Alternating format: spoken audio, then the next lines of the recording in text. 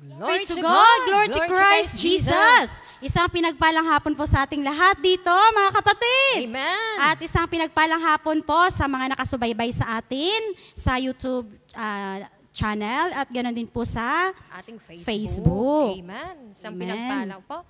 Sister, Yes. tanungin po natin kung meron po tayong mga baguhan, akay, Meron. na hindi po na-welcome. Amen. Maaari pong tumayo po tayo at ating pong i-welcome. Amen, at sister. Pakidala na po sa harapan. Yes, Glory to po. God. Palakpakan po natin ang Diyos. Amen. Isa Amen. lang, at Dalawa. least. Sister, dito ka po sa taas. Salamat po. Ay, dalawa pala. Welcome sa gawain ni El Shaddai. Tayo po tayo God bless lahat po. at ating pong i-welcome. Tayo po ng tayo. mainit na hug. Amen. Halina sa pamilya, kami nagagalak na makasama ka sa pananalig, pag-ibig at pagkakaisa ng isang matatag na pamilya. Ang pamilya ni El Shaddai.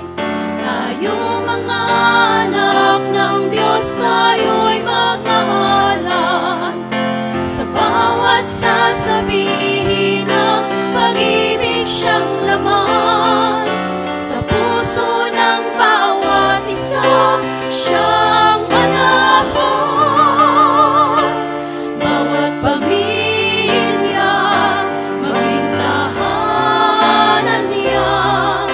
Halina sa pamilya, kami nagagalak na makasama ka sa pananalig, pag-ibig at pagkakaisa ng isang matatag na pamilya. Ang pamilya ni El Shaddai. Magandang tanghali mga kapatid. So kapatid, maaari ko bang malaman ang iyong pangalan po at taga saan sa Pilipinas? Ako si Elizabeth Bastatas, taga Panabo, Davao. Jennifer Delag po, Tuguegarao City. Surigao. Bisaya din, no? Tuguegarao. So kapatid, no, ipaliwanag ko po sa iyo ano pong ibig sabihin ng El Shaddai po. So sa wikang Hebreo po kapatid, ang El is God, ang Shaddai is Almighty. So El Shaddai po, isa sa mga pinakilalang pangalan ng Diyos, apmang makapangyarihan sa lahat. Siya ang lumikha ng langit at lupa. Siya ang Diyos ng bansang Israel, ang Diyos ni Abraham, Isaac at Jacob. Siya ang Diyos noon, ngayon at magpakailanman. Siya ang pinagbubuhatan ng buhay at kinabubuhay ng sangkatauhan at magagawa niya ang lahat ng bagay. Kapatid, ang layunin po ng El Shaddai DWXI Prayer Partners Fellowship International na ihayag sa lahat ang salita ng Diyos, ang kanyang kadakilaan, katapatan, kapangyarihan, kabutihan at pag-ibig. Nang sa gayon po, mabigyan ng kapayapaan sa isip, sa puso, ang lahat ng uri ng karamdamang pisikal o espiritual. At higit sa lahat, tumanggap ang bawat isa ng kaligtasang alok ng Diyos sa pamamagitan ng kanyang bugtong na anak, ang Panginoong Hesukristo po. No? So kapatid, ang ating pong gawain, dinadasal po natin yung Salmo 91, nandyan po sa panyo, nakasulat, na dinadasal po ng prayer partner sa buong mundo mula alas 6 ng umaga, alas 12 ng tanghali at alas 6 po ng gabi or anytime po na gusto ninyong magdasal. No? So kung saan man tayo may nararamdaman, no? Emotional, physical man, ipatong lang po natin yung panyo, tayo'y manalig at mananampalataya at tayo'y gagaling. At yung hawak nyo po na bookmark, nandyan po nakasulat ang ating gawain. No? So Monday to Friday po, dito po ang gawain sa St. Joseph Church at kung Sabado naman po at Linggo ang di-op ninyo nasa Saikong din po. No? So kapatid, no, dalangin namin hindi ito ang una at huli, bagkos ito ang simulan niyo pakikipagtipan sa ating Diyos na buhay, si Yahweh El Shaddai. God bless po kapatid. Pwede na po kayong umupo. Salamat po. Amen. Glory to God. Thank you, sisters. Sino po yung pinagpala? Taas ang kamay at pumalakpak ang lahat ng mga Amen. pinagpala ng Diyos. Hallelujah. Sister, parang hindi pa natin sila Yes. nakukumusta. No? Kumusta po? May bago po. Bagong magpapatotoo. Sino po yung maghahayag ng kabutihan ng Diyos? Isa lang po. Sige, nanay. Oh, Sister Eto po Esther. si Nanay Esther. Lagi to, kaya ang biyaya ay siksik-liglig umaapaw. Amen. Praise the Lord. God is good. All the time. And all the time. God is good. Praise God. Hallelujah. Lord, ibabalik ko sa iyong lahat ng papurit, pagsamba, pagluhati sa iyong dakilang pangalan. Maraming salamat, Lord, sa lahat ng blessing. Una po, ang ipatutuo ko sa inyo po, itong, araw ba yung nagsilabasan yung ng result ng, ipatutuo ko lang po nung Saturday yung teachers po, board exam. Napakabuti ang Diyos dahil marami po akong mga prayer warriors talagang pinhawakan ko po na alam ko po na ibibigay sa takdang panahon ang aking kahilingan. Yung tatlo kong mga pamangkin po, nakapasado po ng board exam, teachers board exam, tatlo Praise po the silang Lord. magpipinsan. Amen po talaga. Yung isa po ay magna cum laude, yung isa naman summa cum laude. Itong pamangkin ko mismo, ang cum laude lang naman. Pero at least nasa cum laude sila. Praise the Lord. Lord, napakabuti ang Diyos dahil kahit kailan, Panginoon, lahat mo aking kahilingan, ibinigay mo po sa takdang panahon. Kaya, Amen. Yung 10th year anniversary ng Pilipinas po, hiningi ko po sa panalangin din yung kapatid ko mismo. Teacher board exam po, self-review lang po siya dahil nung time na yun, wala talaga kaming kapera-pera. Kaya pinangawakan namin ang Panginoon na wala pong imposible sa Kanya. Kaya nung 10th year anniversary sa Pilipinas po sa atin, number 9 po siya, pasado po siya sa board exam. Kaya ngayon, Amen. pangalawa na namang teachers po na binigay sa akin, nung pangmangkin ko mismo, tapos yung dalawa po, pamangkin ko pa rin sila sa pinsan po. Kaya tatlo po silang magpipinsan ngayon, pasado po. Praise Napakabuti the mo, Diyos, talagang wala pong imposible sa lahat-lahat, Panginoon. Ang lahat ng naglilingkod sa iyo, Panginoon, hindi mo pinapabayaan, kaya ibabalik ko sa iyo, Panginoon. Ang lahat ng papuri ay tanging sa iyo lamang. Amen. Pasasalamat. To God be the glory. In Jesus' mighty name we pray. Amen and amen. Praise the Lord. Pinagpala Thank si you, nanay. Siksiklig umapaw, sulit ang pagpapaaral. Amen. Congratulations. At meron pa po tayong isang Grabe, tatlo. pinagpala. May time pa. Meron pa daw si Meron Sister pa? Salsa. Ikakasal ka na.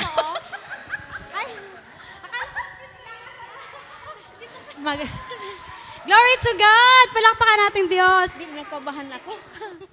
Magandang hapon po mga kapatid. Hindi ko alam, nagulat po ako. Maraming salamat po. Kami nagpapasalamat sa ating Panginoong Yahweh El Shaddai dahil sa himala po na ginawa sa buhay ko dahil hindi po ako natuloy na mayroon po kasi akong mayuma. Ininda ko po ng almost 10 years. Nagpapasalamat po ako kay God dahil year 2019, bigla pong nag-back to normal po yung menstruation ko dahil po sa ininom ko po na malunggay leaves. Thank you, Lord. At talaga pong sabi ko, maghihintay po ko talaga na makabakasyon po ako dahil magpapatingin po ako ng doktor. At glory to God, hindi po nag-back to normal na po yung, meron po yung, meron po siyang pero hindi po siya lumaki, bagkus lumiit po siya ng konti. Inaangkin ko po na unti-unti, na mawala po ito totally. In Jesus' name. Kaya hindi na pa ako matuloy operahan. Magpapalo up na lang po ako ng check-up. Kaya thank you, Lord. At pangalawa ko pang ipatotoo yung madami pong problema sa amin. Ngunit salamat kay God sa pamilya namin dahil sa lahat pong magkakapatid, kahit gaano mo po sila kamahal, meron po talagang, iba po talaga yung ugali. Pero nagpapasalamat po ako kay God dahil habang buhay pa po yung aking mga magulang, nag-uusap na po kami at binalik na po niya sa amin yung sa kapatid ko, yung single na nag-aalaga sa karabaw namin at baka. Binalik na po niya sa amin na kami na pong single yung mag-aalaga. At yung lupa po namin, naayos na po. Kaya, Lord, marami pong salamat. Inaangkin po na maayos at nawa po magkakaisa po kami ulit. Kaya, thank you, Lord. Thank you, Jesus. At sa mga magulang ko pala, mga magulang ko po, ang tonto ako pong nakita sila after 7 years dahil ang healthy po nila, binalik po yung sigla, lakas at sigla nila. Kaya, thank you, Lord. Thank you, Jesus. Nawa, Thank you, Lord. Thank you. Amen. Tunay ng ating Diyos is a great healer. Amen. Glory to Sister? God. Ngayon po sa oras na ito, tayo na po'y tumayo, mga kapatid. Tayo po'y handa ng magpuri at makinig ng salita ng Diyos na ang gagamitin ng ating kapatid, Brother Rod Banyares, at sa pagpupuri at pananambahan ng El Shaddai Gospel Music Ministry, Hong Kong, at sa pananalangin ng ating kapatid, Sister Celsa.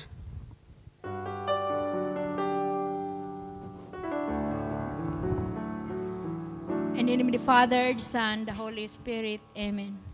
We welcome you, Holy Spirit, in this place. Oh, hallelujah. Banal na Diyos at dakila, Diyos amang makapangyarihan sa lahat. Diyos na may likha ng langit at ng lupa. Diyos na pinagbuhatan ng aming buhay at ng aming kinabubuhay. Lord God, muli sa mga oras narito po ang iyong mga anak. Lumalapit sa iyo ng may kababaang loob. At humingi ng kapatawaran sa lahat ng aming mga nagawang kasalanan. Pakalinisin mo po kami mula ulo hanggang talampakan nang kami po ay karapat-dapat na magpuri at sumamba sa iyo. Thank you, Lord, sa kagawaran na inaawad mo po sa amin, kung kaya patuloy ko pong itinulog sa iyo ang mga awit, ang kanilang mga tinig, ang instrumentalist, God. I-bless mo po, Panginoon, na sa pamagitan ng aming pakikinig, madama namin ang iyong presensya, Panginoon. At ganoon din po, patuloy ko pong itinulog sa iyo ang iyong sinugo na maghayag na iyong banal na salita na si Brother Rod Banyares, Panginoon. Samahan, gabayan mo po siya na maihag niya boldly and mightily ang iyong mga salita.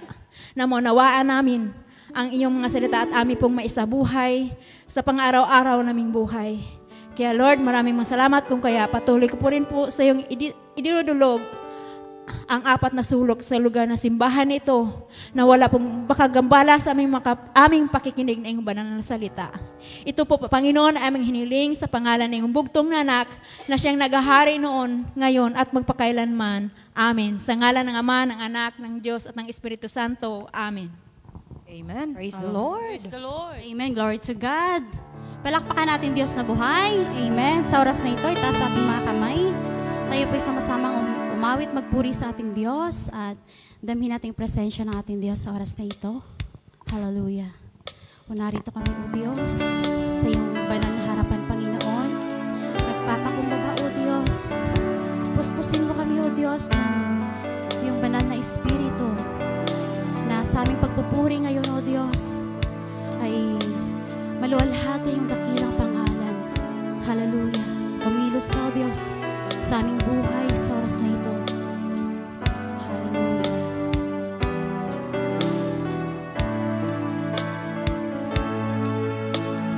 Narito kami, nagpapakumbaba, sumasamba sa isang Diyos.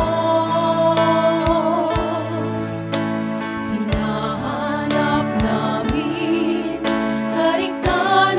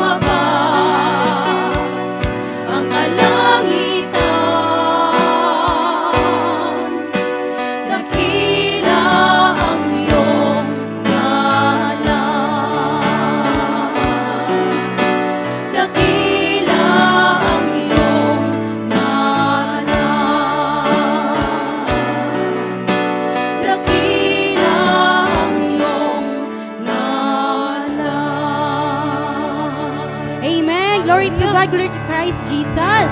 Itaas ang mga kamay at ipalakpak sa ating Diyos na buhay. Hallelujah, God is good. All the time. And all the time. God is good. Amen. Tunay napakabuti ng ating Diyos. Amen. At ayon sa kanyang salita sa mga awit 28 verse 7, si Yahweh ang lakas ko at kalasag. Tiwala ko sa kanyang nakalagak. Tinutulungan niya ako at pinasasaya sa awiting pinasasalamatan ko siya. Amen! Amen. Kaya ang lahat ng narito ngayon ay umawit at sumayaw sa ating Diyos. Ibigay natin ang the best na papuri sa ating Diyos na buhay sa oras na ito. Amen! Amen! Hallelujah! Hindi po tayo yung magsawang lumapit sa ating Diyos sapagkat siya po yung ating kalakasan at ang ating kaligtasan. Amen! Hallelujah! Hallelujah! Praise the Lord! Taas na mga kamay! Hallelujah!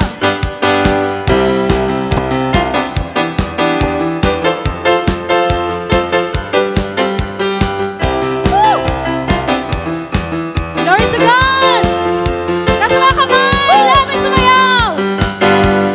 Di ako magsasawang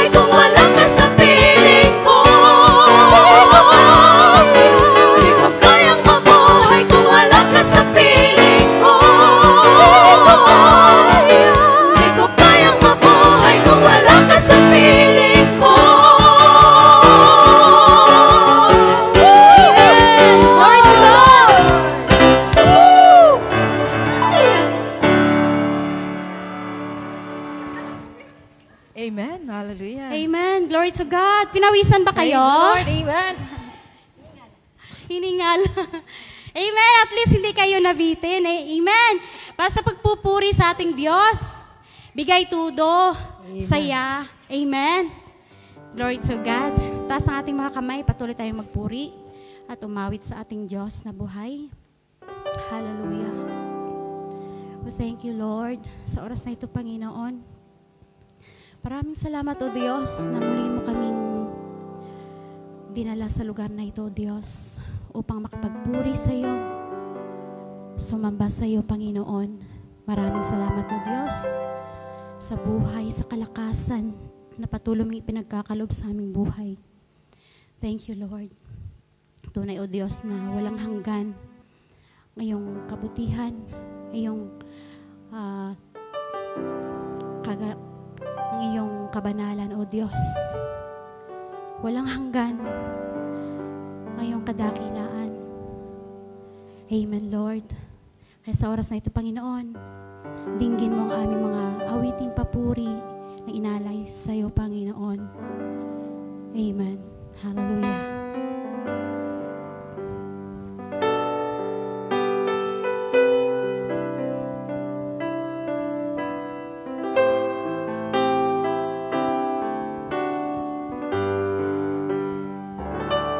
Walang hanggan ang iyong kadakilaan. Walang hanggan ang iyong kapangyarihan.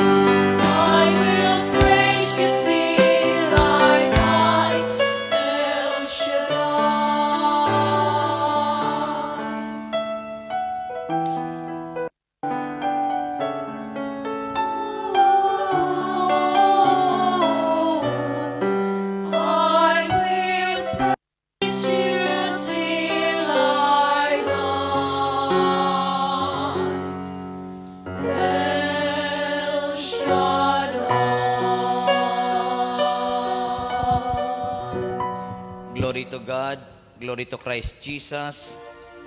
Hallelujah. Sinasamba ka namin, Panginoon, at pinasasalamatan. Dinadakila ka namin, O Diyos, sa araw na ito. Patuloy namin kinikilala ang iyong kapangyarihan, na ikaw ang Diyos na buhay at Diyos na makapangyarihan sa lahat. Banal na Diyos, nagpapasalamat kami sa patuloy na pagbibigay mo sa amin ng pagpapala araw-araw. Pagpapala ng buhay, pagpapala ng kalakasan, at biyaya, Panginoon, ng kaligtasan sa buhay na ito. Salamat lagi sa iyo, Ama, dahil patuloy mong iniingatan maging ang aming buong pamilya. Kaya, O Diyos, patuloy ka naming sasambahin at pararangalan. Ang dalangin ko, Ama, sa iyo sa araw na ito ay lagi mong pagpalain ang gawain na ito. Ingatan mo lagi, dakilang Diyos, ang gawain na ito. At ang lahat ng tinawag mo sa gawain na ito ay lagi mo silang pagpalain. Ingatan mo lagi sila, Ama, na walang mawala isa man sa kanila, Panginoon, sa gawain na ito. Inihiling ko lagi, dakilang Diyos, na tulungan mo lagi sila na patuloy nilang maranasan ang kalayaan sa mga problema sa buhay. At patuloy nilang makamtan, Panginoon, ang tagumpay sa buhay na ito. At naniniwala kami, dakilang Diyos, na sa araw na ito ay muli nilang tatanggapin ang himala ng tagumpay na nagmumula sa iyo. At inaangkin namin, Ama, na kung sila man ay mayroong mga kahilingan, sa araw na ito ay bibigyan mo ito ng katugunan. Kaya, banal na Diyos, maraming salamat po. At sa iyong makamay, patuloy po naming inilalagay ang lahat ng kaganapan sa oras na ito. Pagpalain niyo po ang mabuting balita na aming pong pakikinggan. Loobin mo na ang iyong mga salita ay magbigay lagi sa amin ng lakas at tibay at pag-asa.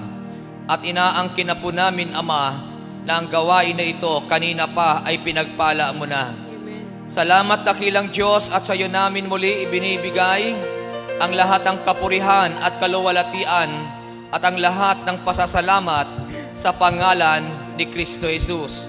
Sa ngalan ng Ama, ng Anak, at ng Espiritu Santo. Amen and Amen. Purihin ang Panginoon.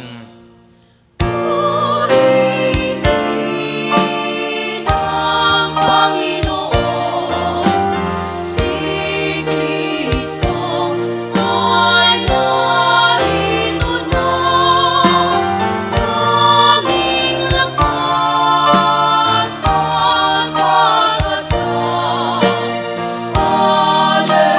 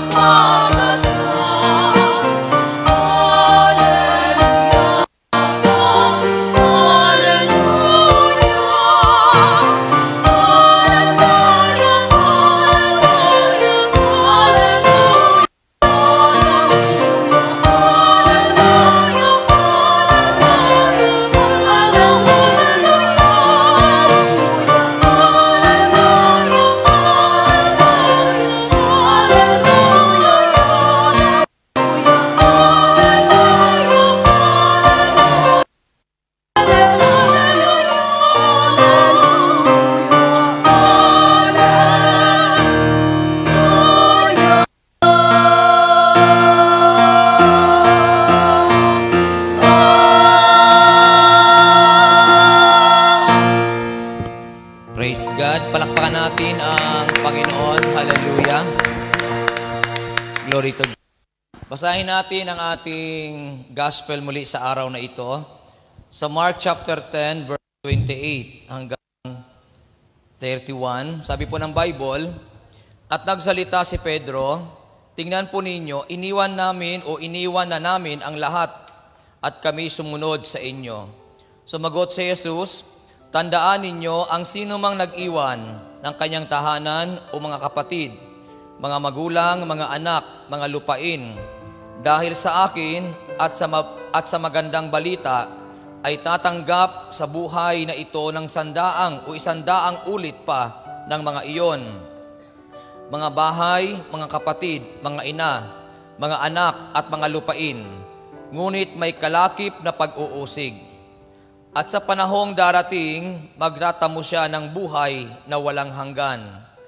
Ngunit maraming nauuna na mahuhuli, at maraming nahuhuli ang mauuna. Pagpalain po ng ating dakilang Diyos ang pagkakabasa sa kanyang mabuting balita.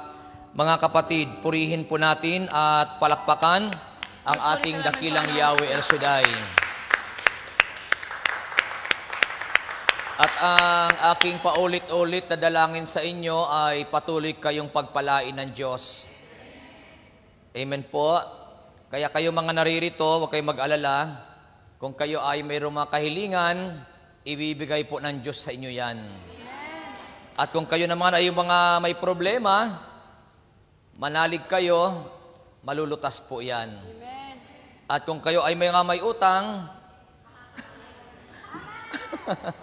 maniwala kayo, makakabayad kayo. Amen ba? Amen. Kasi ang Diyos naman ay hindi nagpapabaya. O di ba nga, sabi ng Bible, kapag pinagpala na tayo ng Panginoon at sumunod tayo sa kalooban ng Diyos, hindi na ikaw ang mangungutang, ikaw na ang Ayan, kaya sabi mo sa katabi mo, sumunod ka lang sa Panginoon. Para pagdating ng araw, may mauutangan ako. Gising ba kayo? Amen. Okay. Makakapo tayo at tayo po ay makinig ng mabuti. Ang aking ibabahagi sa inyo is about the blessing and benefits of following Jesus Christ. So, ang mga pagpapala at pakinabang sa pagsunod kay Jesucristo. So, ito ang aking ibabahagi sa inyo. Kasi, ang sabi po ng ating binasa sa Mark chapter 10 verse 28, sabi ng Bible, at nagsalita si Pedro, tingnan po ninyo, iniwan na namin ang lahat at kami sumunod sa inyo.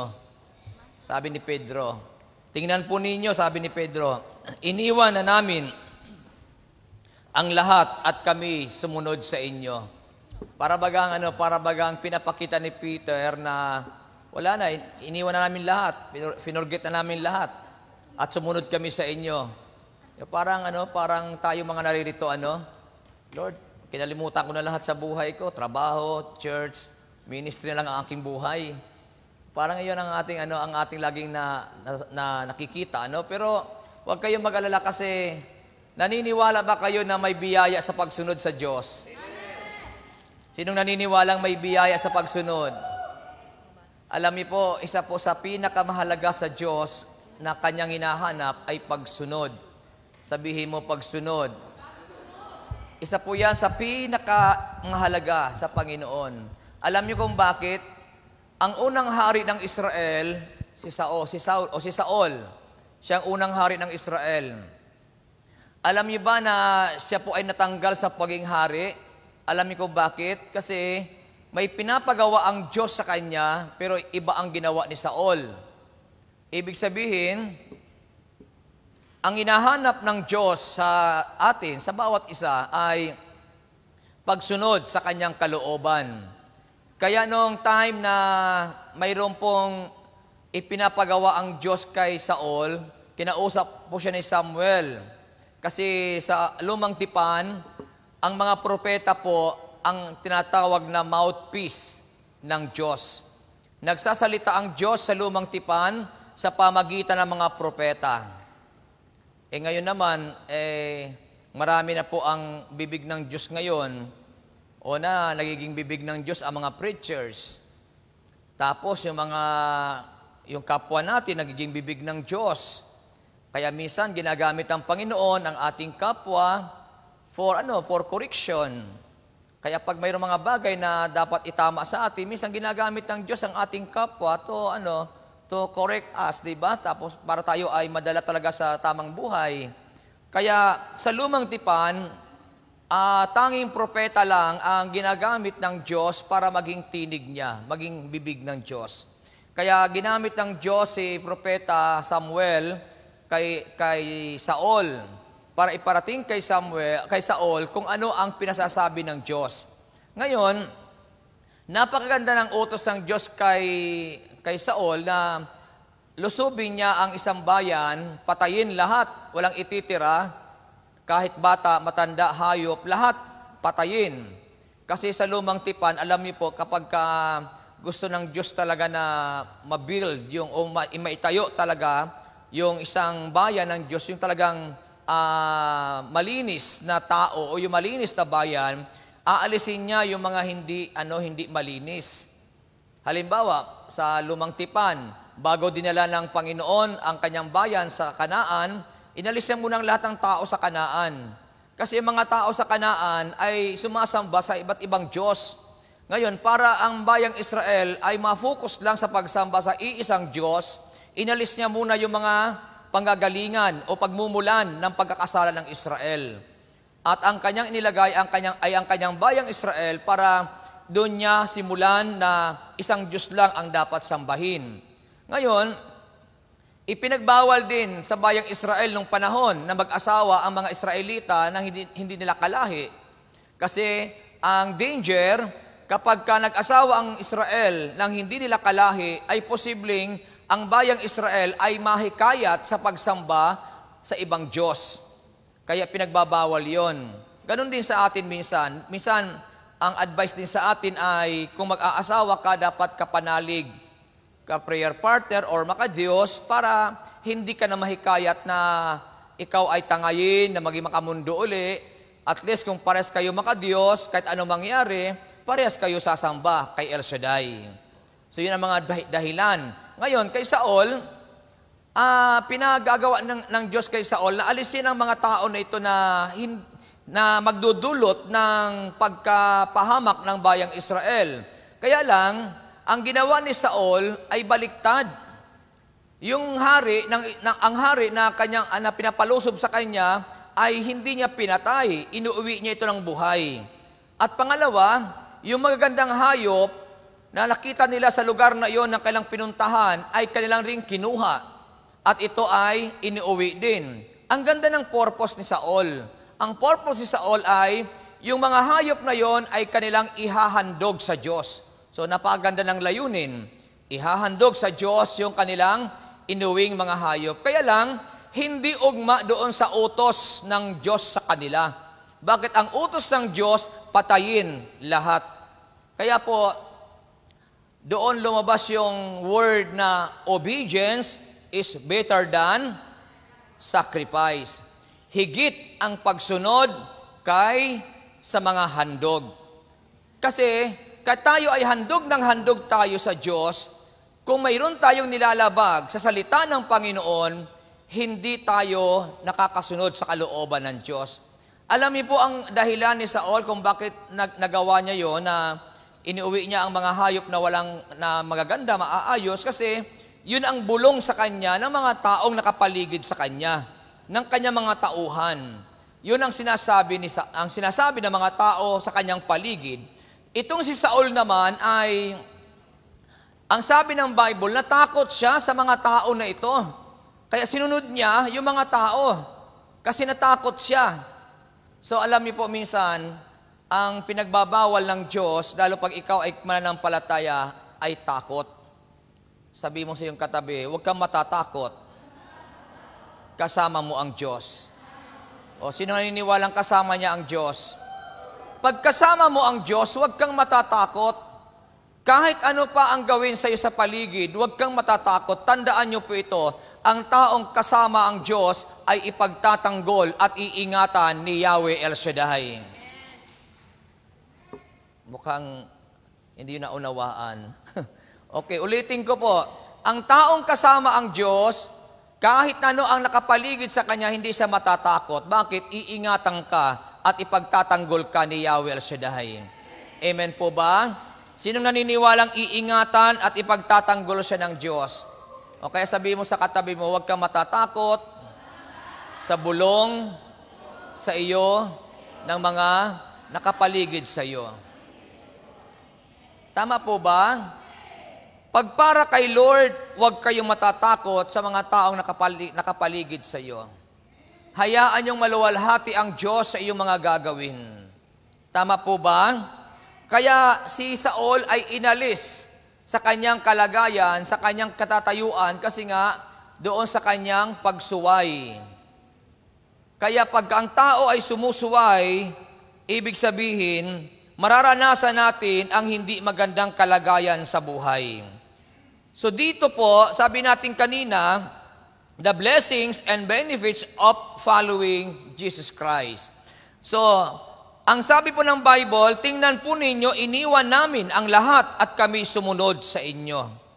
So ano ba ang biyaya ng pagsunod sa Panginoon? Ano ang mga pagpapala at pakinabang ng pagsunod kay Jesus? Kasi sabi natin kanina, mga pagpapala, mga biyaya, or pakinabang sa pagsunod kay Jesus. So ano ba ang mga pakinabang dito?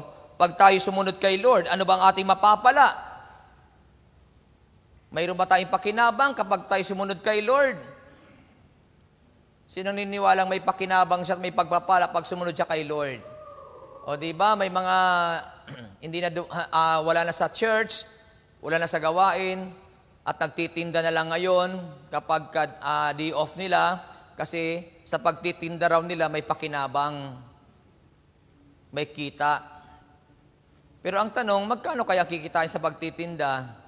Gaano kaya kalaki ang kikitain sa pagtitinda? Hindi naman natin sila pinagbabawalan kasi choice nila yon, di ba? Choice ng tao ito, kung anong gagawin ng tao. Choice natin yan. Pero dapat nating makita na mayroong mas pakinabang kapag ikaw ay sumunod sa Panginoon. Tama ba? So sabi dito, una, ano bang pagpapala? Sabi ng Bible, following Jesus receive 100-fold blessings for whatever they have lost.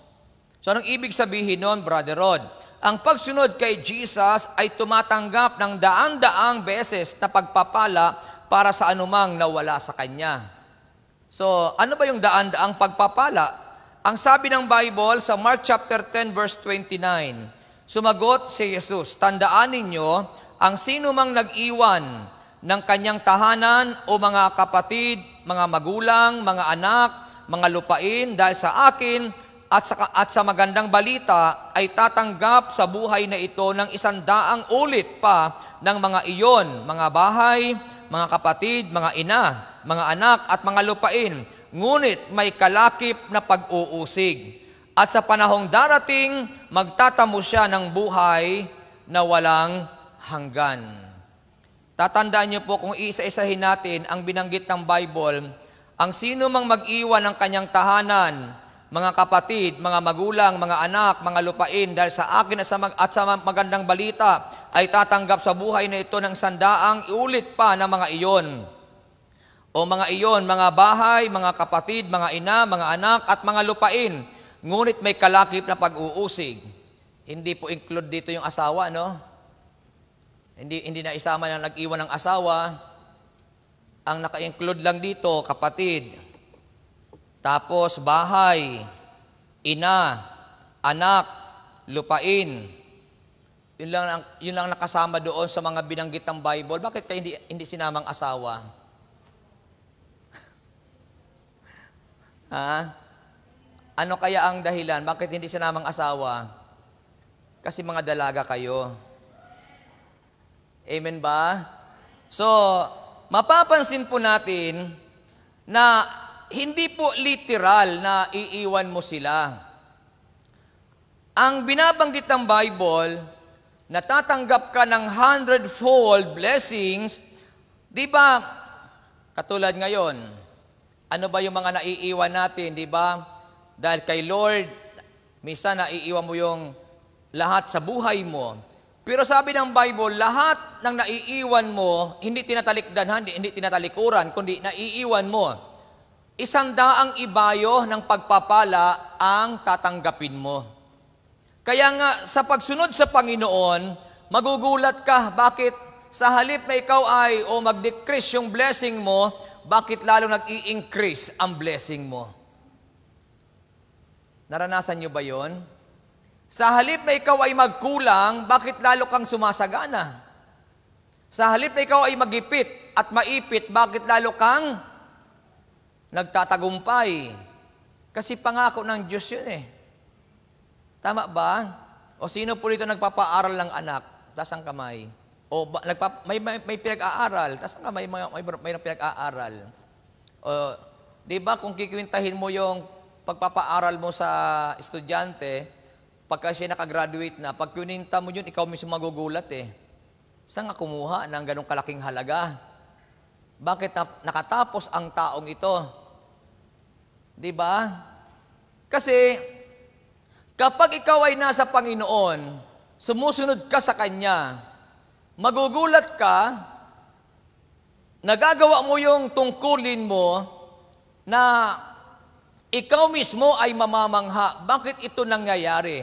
Bakit ito naganap? Kasi pangako ng Diyos yun. Pag sumunod ka sa Kanya, 100-fold blessing ang darating sa iyo.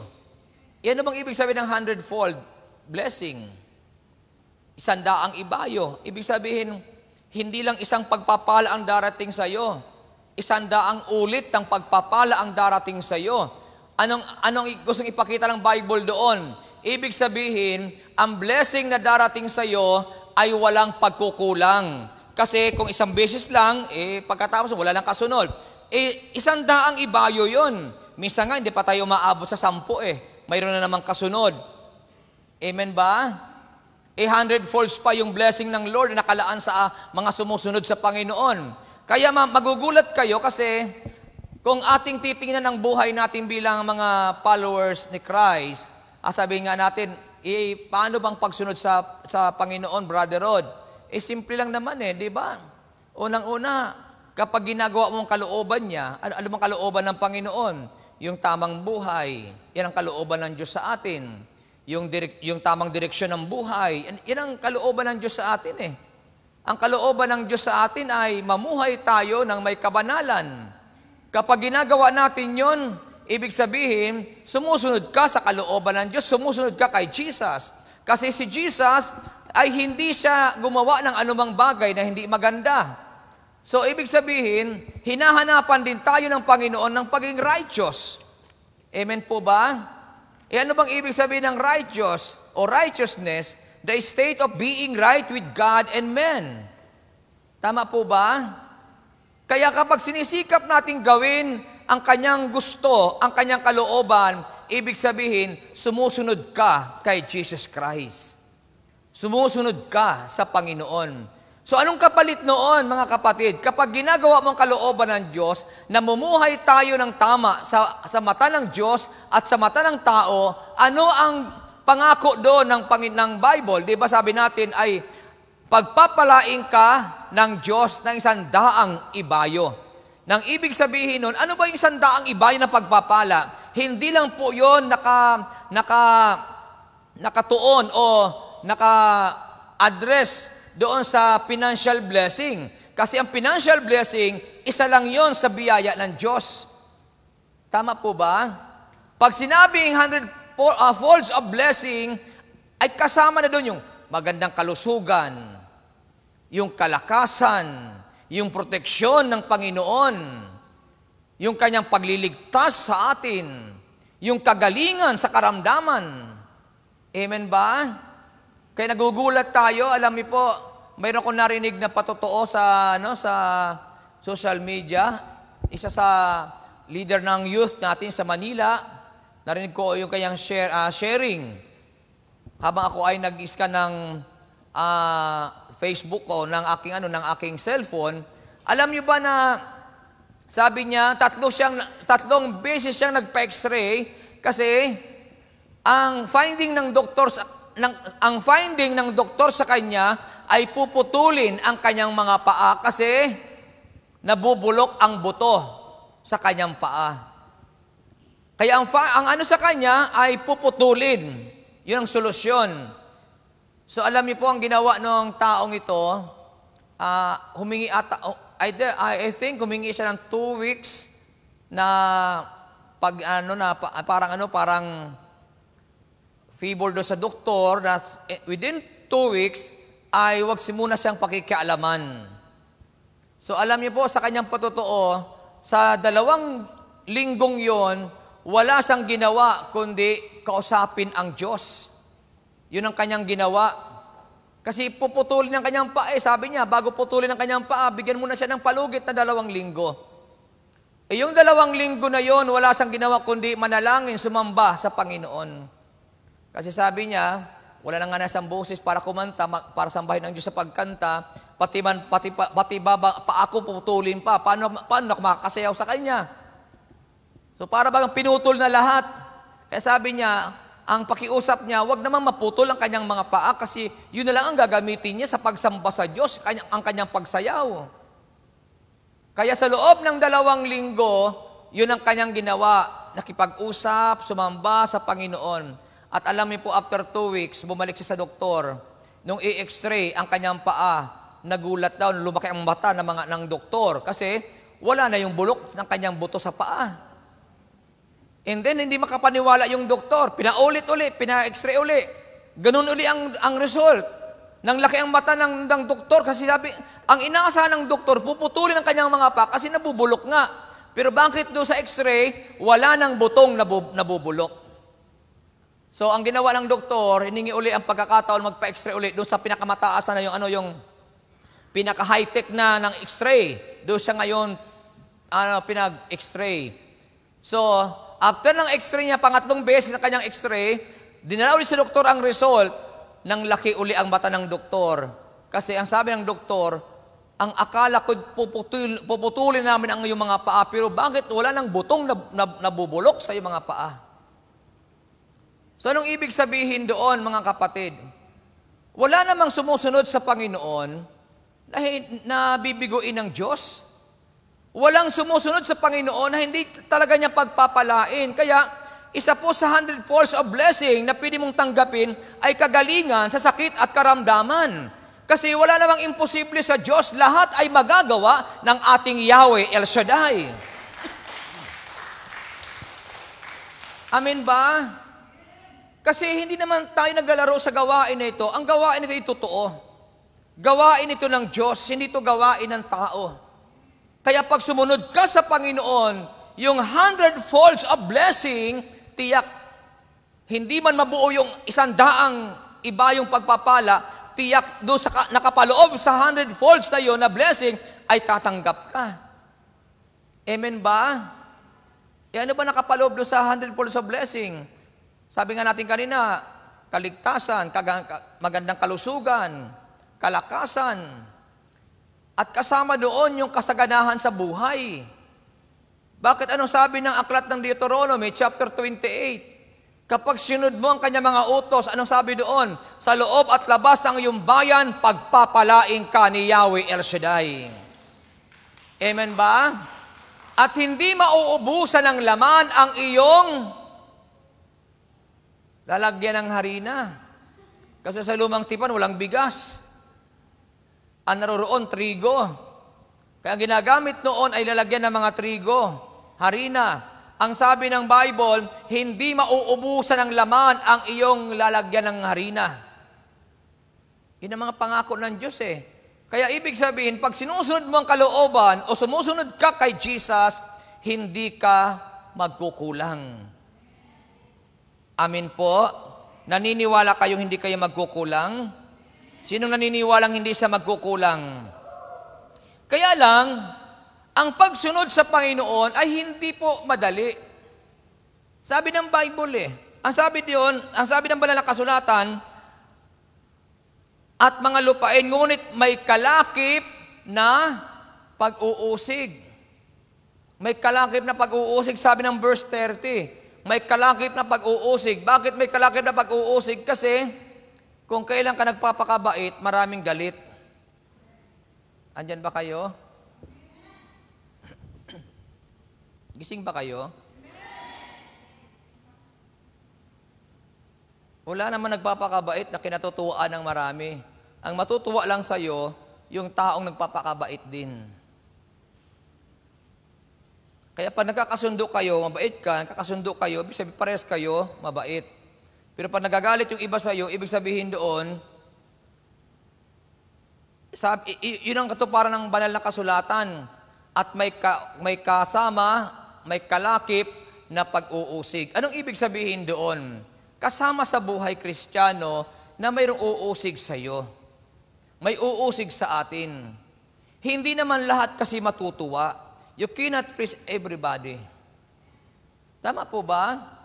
Kahit anong gawin mo. Kaya nga sabi nga ng Bible, nabasa ko sa social media din na magpakabait ka, may makikita sa iyo. Magpakasama ka, lalo may makikita sa iyo. Kahit anong gawin mo, lagi may makikita sa iyo. Pero sabi sa Chinese, chikoy-chikoy lang kahit anong mangyari. Gising ba kayo? Anong ibig sabihin ng chikoy-chikoy lang? Tuloy-tuloy lang. Kahit anong maganap, kahit anong mangyari, huwag kang susuko, huwag kang titigil. Kahit anong sabihin sa iyo ng mundo, magpatuloy ka lang kay El Shaddai at maniwala ka sa 100-folds of blessing ni Lord, kasama doon ang kanyang divine protection. Hindi pwedeng hindi kanya pagpalain at ingatan. Tama po ba? Kasi kasama yon sa pag-iingat ng Diyos sa atin. Sabi nga dito, pangalawa na pagpapala, biyaya ng Diyos sa mga tao na sumusunod sa Panginoon. Sabi dito, ang pagsunod kay Jesus ay nagkakaroon ng banal na proteksyon. Ibig sabihin, walang anumang bagay na pwedeng makakasakit o makakapanakit sa iyo. Hindi ka pwedeng saktan ng kaaway. Sabi ng Diyos sa lumang tipan, I will fight for you. Ako ang lalaban para sa iyo. Kaya wag mong ipagtatanggol ang sarili mo. Wag mong ipagtatanggol kung ikaw man ay pinagmamalupitan ng mundo. Bakit? Mayroong lalaban para sa iyo. At iyon ay walang iba kundi si Yahweh El Shaddai.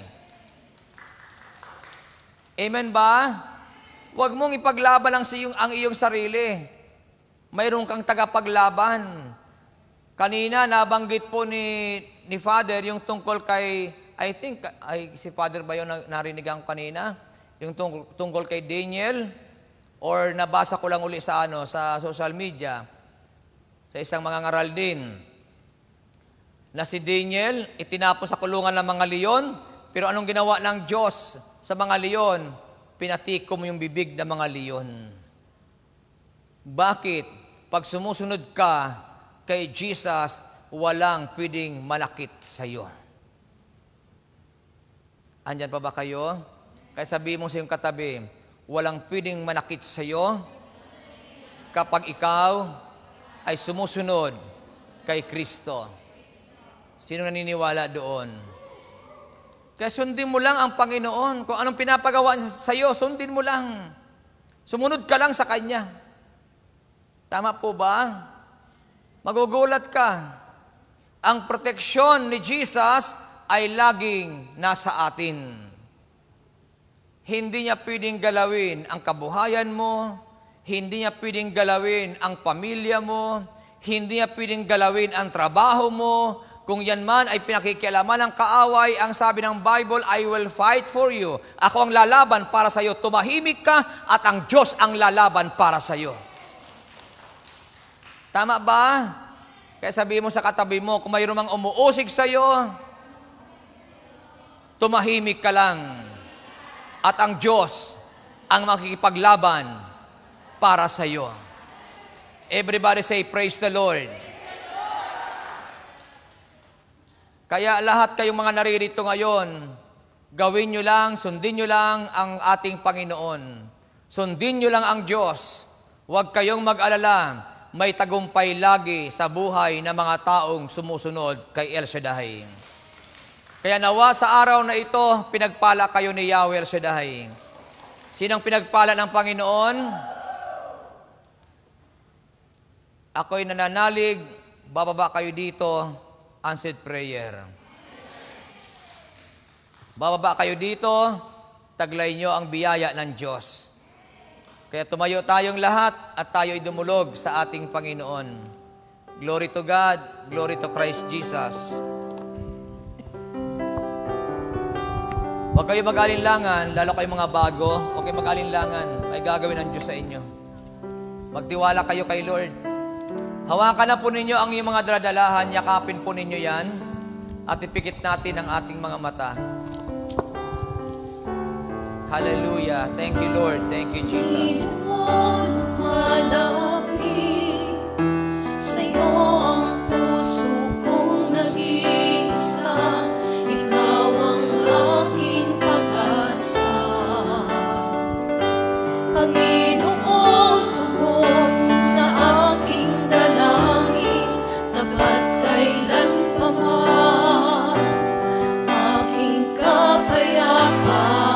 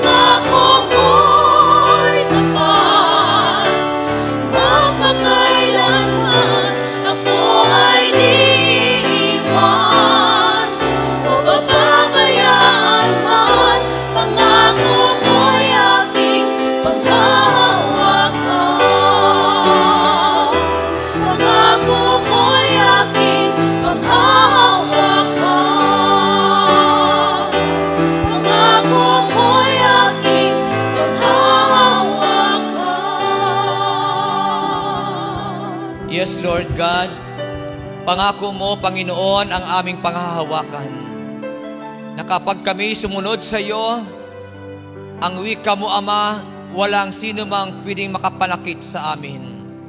Dahil ikaw ang mag-iingat at magtatanggol sa sino mang taong sumusunod sa iyong kalooban. Kaya, Ama, ingatan mo lagi ang aking makapatid na ito. Lagi mo silang samahan anuman ang ginagawa nila araw-araw. Lord God, ibigay mo lagi sa bawat isa ang tagumpay na nagmumula sa iyo. Sa kanilang mga pagtatrabaho, Panginoon Diyos, bigyan mo lagi silang kalakasan at magandang kalusugan. Ilayo mo sila sa lahat ng sakit at karamdaman upang sila ay makapagtrabaho sa bansang ito ng maayos at patuloy na matupad ang mga pangarap nila sa buhay.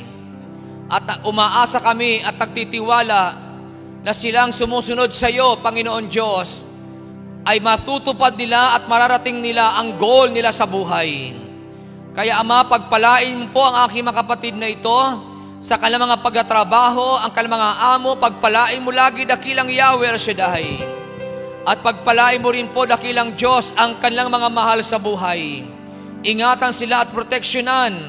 At umaasa kami at nananalig na ang aming mga mahal sa buhay ay nasa tiyak na kaligtasan. O Diyos, salamat po lagi sa iyo at ang aking dalangin lagi, Ama, ay patuloy mong ingatan ang lahat ng tinawag na ito. Balutin mo lagi sila ng banal na dugo ng Panginoong Yesus mula ulo hanggang talampakan. Lukuban mo lagi sila ng iyong kapangyarihan at banal mong Espiritu. At umaasa kami, Ama, mula sa araw na ito, silang lahat na sumusunod sa iyo ay lagi mo silang pagpapalain sa buhay. Amang banal, pagpalain mo rin po ang lahat ng mga hawak ng kamay na ito. Basbasan ito ng iyong kapangyarihan upang ang mga bagay na ito ay magamit po nila sa kapanahunan upang ang iyong pangalan ay patuloy na maparangalan. Amang banal, salamat lagi sa iyo at inaangkin na po namin ng mga bagay na ito ay magagamit nila ito upang ang iyong pangalan, O Diyos, ay kilalanin na ikaw ay buhay at makapangyarihan sa lahat. At inaangkin na po namin, Ama, na anuman ang kalamang isinulat sa munting papel na ito, bago pa lamang nila ito isulat, ito, Panginoon, ay tinugon mo na. Kaya aming pinangahawakan na silang lahat ngayon ay answered prayer na. At ang lahat ng kaloob nila sa gawain nito, ikaw na, Lord, ang magbalik sa kanila ng higit pa sa kanilang mga inaasahan sa buhay. At ang aking mga kapatid na nagtitiwala sa iyo at patuloy nagkakaloob ng bahagi ng kanilang pagpapala at nagbabalik sa iyo, Panginoon, sa pamagitan ng 10 bahagi, Lord, ikaw na po ang laging magpala at ibigay mo, Panginoon, ang pangako sa kanila na bubuksan mo ang durungawan ng langit upang makamtan nila, Panginoon, ang tuloy-tuloy na pagpapala. Salamat po, dakilang Diyos, at aming paniniwalaan na kaming lahat ay uuwi sa araw na ito na tagumpay at pinagpala mo ang buhay. Kaya, Ama, sa iyo ang papuri, parangal at pagluwalhati sa pangalan ni Kristo Jesus. Everybody say, Amen. Sa ngalan ng Ama, ng Anak, at ng Espiritu Santo. Amen and Amen. Salamat sa Diyos, salamat sa inyong lahat, and God bless us all.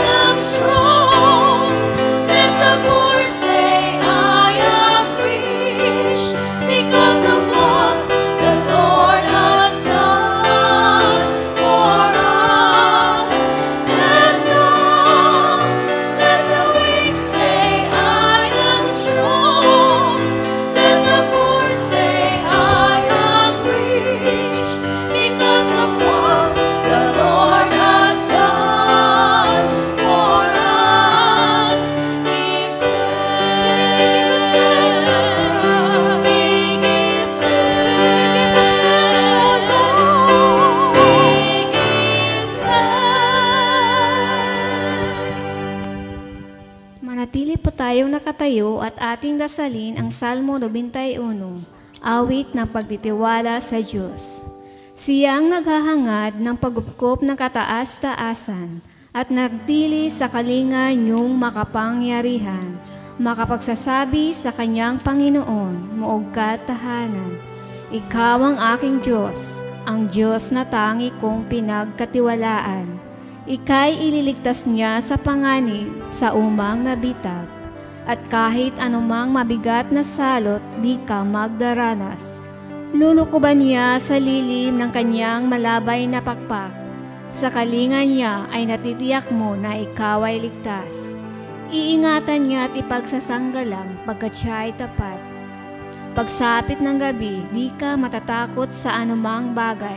Maging sa gagawing biglaang pagluso, pagsapit ng araw. Ni sa ano pa mang darating na salot, pagkagat ng dilim. Di ka matatakot sa kasamaan mong araw kung dumating. Kahit na mabuwal sa iyong harapan ang 1,000 tao, sa iyong paligid ang bilang ng patay maging 10,000. Di ka matatakot at natitiyak mong di ka maano. Ika'y nagmamasid at sa panunood iyong mamamasdan, yaong masasama ay makikita mong pinarurusahan. Sapagkat si Yahweh ang iyong ginawang tagapagsanggalang, at ang pinili mong mag-iingat sa iyo'y kataas-taasan.